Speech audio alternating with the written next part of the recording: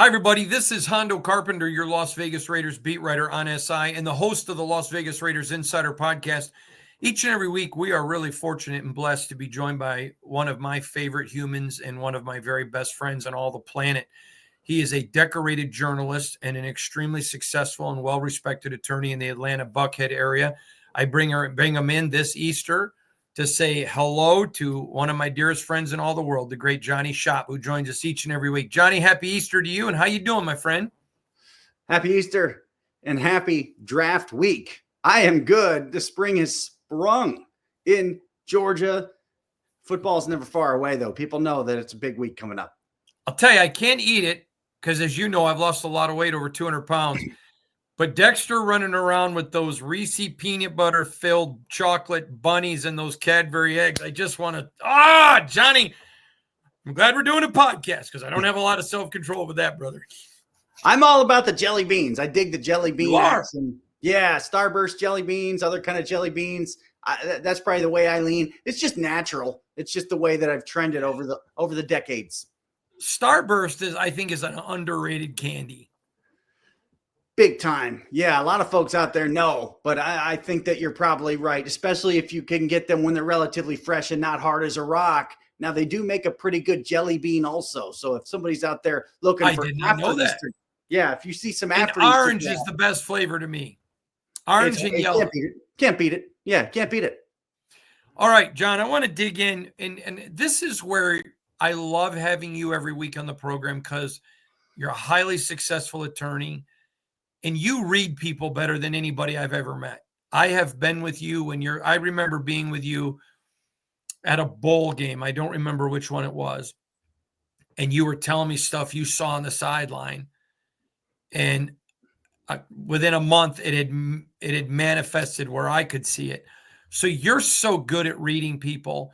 But John Spytek and Pete Carroll come in. And John, even though he's been around for 20 years, he's, first time with the title of GM. Pete's been a legend in the football world for decades. And we saw with Tom Telesco and Antonio Pierce, they had a really good working relationship, and it was legitimate. It was not fake.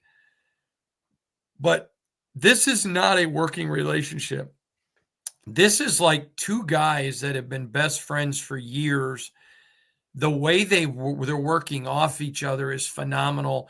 Other people around the league have noticed it. As an attorney, can you comment on, and if you don't want to comment specifically on the two of them, just in general, what you've seen, that this is very strange, and I think it sets the Raiders up for great success. It looks like it. Now you can take the first day, the first press conference, you can put that to the side because it's the first one if you want. But now we're a couple of months into it, and what I see is you see a real foundation of respect, but it actually goes both ways. Pete Carroll, I think, was an NFL coach when John Spytek was in high school. Pete Carroll has been able to get along with just about everybody around the world, let alone the world of football, almost everybody, and that shows. But what I think you see and what it looks like going into the draft is that everybody is on the same page, going the same way.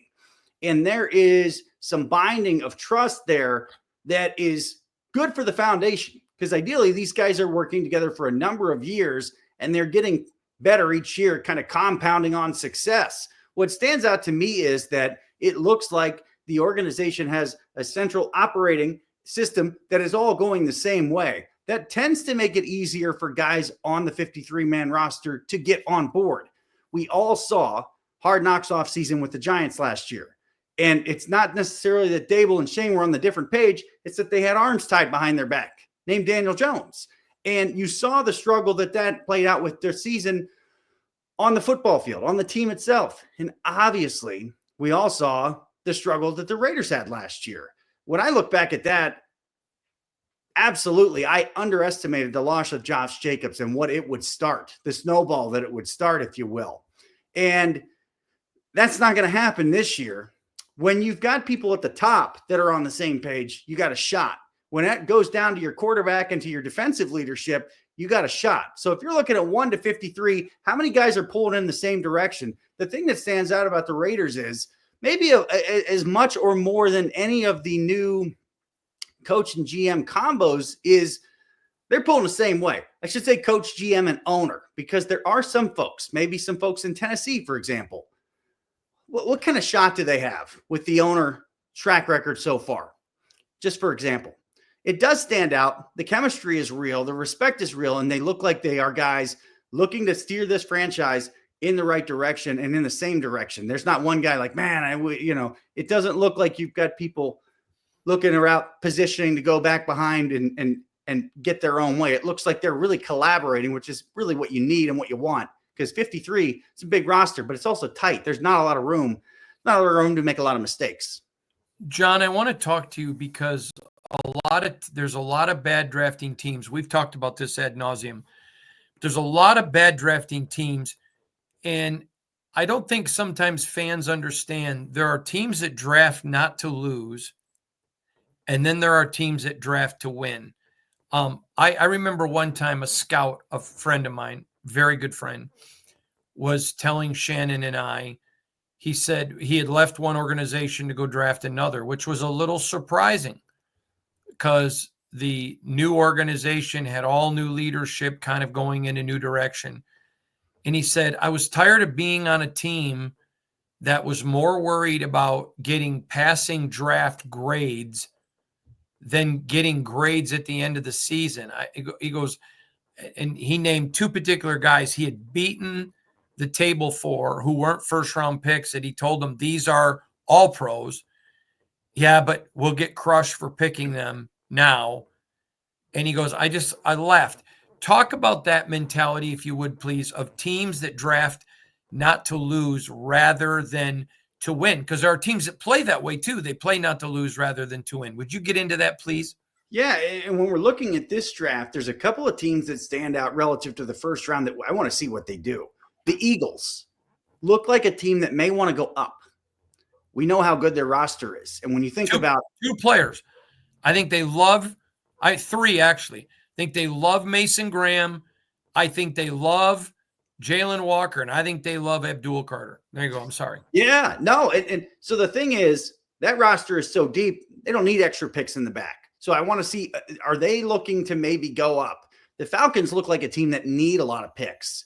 So you look at them and you think, hey, maybe they're going to be coming back. Now, with the teams that are in a new regime, the Raiders, the Patriots, what are they going to do? Are they drafting to fill holes and try to smooth out the foundation, or are they drafting guys? Do they want to take guys that you can look at and say, hey, we can win with this guy? I thought it was interesting. Mike Vrabel said, hey, we're at number 4. There's a handful of guys. We're not in the market for a quarterback. Anybody to throw the ball, we're not interested in them. But I do think there are certainly players we covet at every level. That's the thing we're finding as you go. It's a complete package. So the mindset of a Mike Vrabel is this thing's going to turn around pretty quickly in New England. Whether it does or not, it's like a mindset thing. The mindset of somebody in Cleveland, for example, may be very different, or Carolina. So I do think it's interesting to see what are teams drafting for. Are they drafting not to lose? Because it is true that more games are lost in the NFL than won. Or are they really drafting to win? And I think the Eagles are an interesting one to watch, and what could be a quiet one as far as moving up. Now, the Raiders, when you look at what they did last year in the first round with Brock Bowers, you'd have to have a really good memory and have watched all these shows that we did. Because we actually talked about Bowers 2-3 weeks before the draft last year. And I said, what if, for some crazy reason, they have a chance to take him or somebody like him? Obviously, they did the right thing. This year, it kind of feels like they're going to do the same thing if they end up taking the running back that is expected. That would be a move for the Raiders to say, basically, it's more of an active move to go win a game rather than, hey, what do we do to fill in and cover some holes? That's different because of where their franchise is. And to be honest, with their roster, where it is relative to the teams maybe at the bottom 5 or 6 teams in the league. John, something unique happened this week. Jalen Milroe. I thought that was fascinating. Love your thoughts. This is a guy a little bit like Bowers last year. This is one of the most interesting guys in the draft, and we've talked about him a bit. But he said, hey, my superpower is playing a step faster than my opponents. Now, that's not to say it's all about my running or my legs. He's trying to say, I've got a central processing unit. I've got a football IQ, a football instinct. I'm going to do things quicker than everybody else. It's interesting to see a guy in this position say that, because he's not necessarily on the high end, and he's putting his foot out there a little bit. Now, it's different than what Cam Ward did certainly earlier in the year. And again, the teams that are doing the best relative to Milroe are talking to the right people at Alabama. Some of them coached him last year. Some of them coached him in years past to get an idea. We talked about last week, is there some physical attribute he has, something that he does outstanding? I'm thinking of, I know it's a combine drill, but like the 3-corner and some of those other drills. If he is in fact getting the job done faster than other guys, he's going to get drafted higher than we think. There's an athletic ability here. He's saying, I can do some outstanding stuff. And then you've got the whole other quarterback and development angle. This is one of the most interesting guys that we will watch in this draft, and we will come back to see how he's progressed at the end of his rookie deal. I always love to keep updated on stadiums, but there's a new timeline evolving for RFK. Can you talk about it? RFK 2, looks like we have a new timeline after a long, long time. And look, folks, there's a lot of plans that have already been done. I've met some folks that have plans for the area. It's a very big development area, but it looks like the DC franchise, RFK 2 or whatever it's going to be called, the target right now is to open it in 2030. That's a nice target. It's out a little far, but it's interesting for a couple of reasons. Number one, that gives the ownership plenty of time to change the name. They've said, we want to change the name. Of course they want to change the name. Nobody who's a fan of that franchise wants any reminder of Daniel Snyder. You take that thing and throw it in the lake behind me. 2030 is enough time that a name change becomes more practical. 2030 is a number of years out. It's a little further out than you would have thought, but it sets the timeline for a return. And really old folks are going to remember that RFK used to rock. And yes, it was very loud, but it also rocked because of the way it was set up. I don't think they're going to use the same technology when they put this football field there again. But it is a big deal in the massive turnaround that is that franchise, that now they have numbers, they have a real timeline. 2030 is when RFK shall be reborn. It's going to be a big deal for the NFL, and a big deal anytime your city, your franchise is named Washington, you actually get the team back in Washington. It's going to be a good day. I remember, and I don't remember the date when it was, but I was in the press box at Wisconsin with Matt Millen, and the kids, they started to play jump around, and the whole place shakes, and Matt's like, what is going on? That is so cool, when those little things that make the stadiums unique. I want to talk about off-field story of the week. Aaron Donald has to deal with a stalker. And here's my question. What idiot is going to stalk Aaron Donald? Most likely somebody that doesn't have all the marbles lined up well. That's the short answer. It is the offseason. So off-season story of the week. Here's another one. A retired guy's going to the Hall of Fame. He's got to take steps to get somebody off of his back so much that he's got to get a restraining order. Aaron Donald's obviously a freak of nature. To me, interior lineman that moved like a linebacker, which is an unbelievable mismatch, and that's why he's going straight. I mean, there's no question about the Hall of Fame caliber here. And at the same time, like you say, why would somebody be stalking somebody that large, and that powerful? Probably with some mental illness in there, most likely. So this is just an interesting thing. Threatening emails. This has been going on for a number of years. It's just a reminder again that these guys have an interesting life. It's not necessarily an everyday life. I don't think Aaron Donald, when he showed up at Pitt his first year of college, ever thought he'd be dealing with this. But it is just another reminder, and this is off-field reminder that these guys are in some different waters than most of us. And Donald's going to take care of it the best he can, but it's a little disturbing for sure. What did you think about the Giants shown speaking truth about rosters? We have easy criticism target when you're talking about Joe Shane. Easy. But what he said last week also... No. You missed it. You missed my joke. I called him Shone.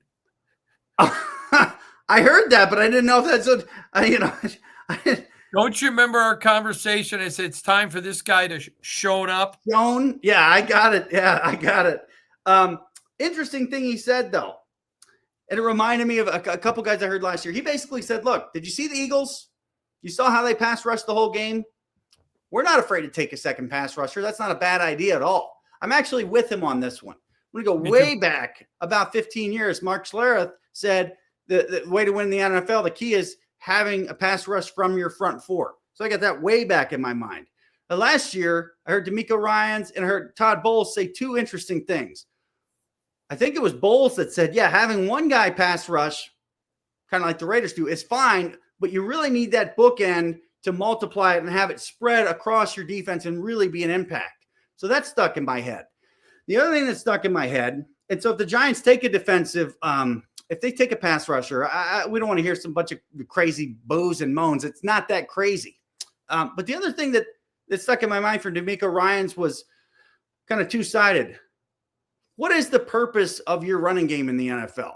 And he basically said the basic purpose is I need to run the ball well enough to get the nickel on the other side off the field. How do I get the nickel off the field?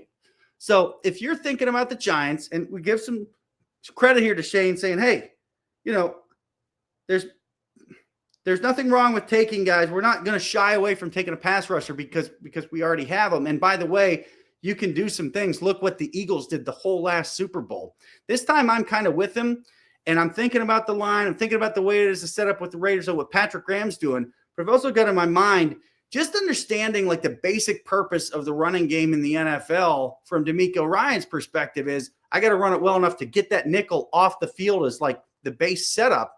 Some interesting things when you see teams do what they do relative to defensive linemen and picking a running back.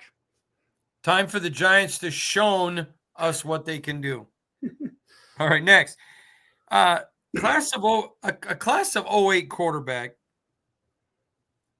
Joe Flacco. Yeah, but picking on a class of 25 two-way prospect. How about that? There's a lot of value in Joe Flacco. I thought Joe Flacco. I love the guy. I love the guy. So this is not a slam, but man, he was pretty straightforward. Yeah, he was. But there's a lot of value in what Joe Flacco said about Travis Hunter. Basically, he said, "Hey, if this guy's going to play two ways at all, he must have a pretty good feel for the game." Yeah. What does that mean? That probably means he knows where his feet are defensively, and he can make enough plays to not be a liability, and also he's got some ball skills. That is pretty impressive. Obviously, it's somewhat valuable to ask Joe Flacco. But when you think about Joe Flacco, for folks that don't know, he went to Pitt. They got a guy, an Elite 11 guy, Tyler Palco. Nothing wrong with him. But he said, hey, I'm Joe Flacco. I want to play. Off he goes to Delaware. So he took the long way to get to the NFL, and he is still here, still throwing it plenty good. When he speaks about a two-way player, to me, it's got a little more value. It's got even more value than like a GM. This is a guy that has seen – how many guys has Joe Flacco played with? Way, way, way into the hundreds. So if anybody's going to have a perspective to listen to on this guy possibly playing two ways, I think it is Joe Flacco.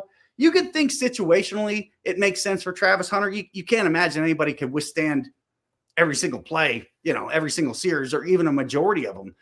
But I thought Flacco on Travis Hunter, who's very possibly going to be a teammate, I thought what he said had some value. If you hear Joe Flacco say, hey, this guy looks like he knows what he's doing, what does that mean? To me, it sounds like he recognizes something in his ability defensively that can translate, and also he's got some ball skills. It is going to be a monumental undertaking if that kid Hunter plays, 50, 60, if he plays the majority of snaps, and how many weeks can he do that? This guy is going to be something to see. I got to tell you, a lot of NFL teams told me they think he's the best receiver in the draft. Just the way he adjusts. Matter of fact, they talked about in the NFL, there's a term called plaster, that when a quarterback starts to scramble, you just kind of have to go wherever you have to get space. And so covering them is plaster. And they said they think he's the best plaster corner and the best plaster wide receiver when your quarterback is he's going to be unique to watch, isn't he? Hey, John, for everybody at home, Can you tell them how do they find you on social media? I'm still out there on X living the experience at JP Spartan. Twitter is good. X is good. But during the draft, it's much better. There's going to be all kinds of fun out there as we watch people do their thing. We watch the Giants. We watch the Browns. Of course, we watch the Raiders as well. John will be back after the draft to break it down with me. Looking forward to it. I'm more excited about this draft. The biggest draft I was ever excited about was 83. And then I don't remember the year that Barry Sanders came out. Him and Dion were in the same draft. I wish I could remember that draft. 88, 89, one of those. Yeah, I think, yes. But that is, you got to go back to that draft for when I've been more excited. And then before that was 83. But man, I'm jacked up for this draft. So much talent. Yeah, I love the drafts, but I love that last day of the draft more than anything. It feels like a giant graduation party for all these kids that you've watched through college. I can't get enough of that third day. I can't get enough of Mel Kiper out there with the pumpkin pie, carrying the pumpkin pie flag for all of us who are big time on that dessert. The whole draft is great. This one's going to be a fun party, and I can't get enough of that last day. I never get enough of it. So what did you eat for Easter dinner? I'm always a prime rib guy on Easter. Just a traditional ham this time. I mean, there's no wrong answer, but ham it was. And there'll be some like Easter Monday sandwiches. Yeah, there will be, which are just fine. But feast is always good. Awesome. Happy Easter, everybody.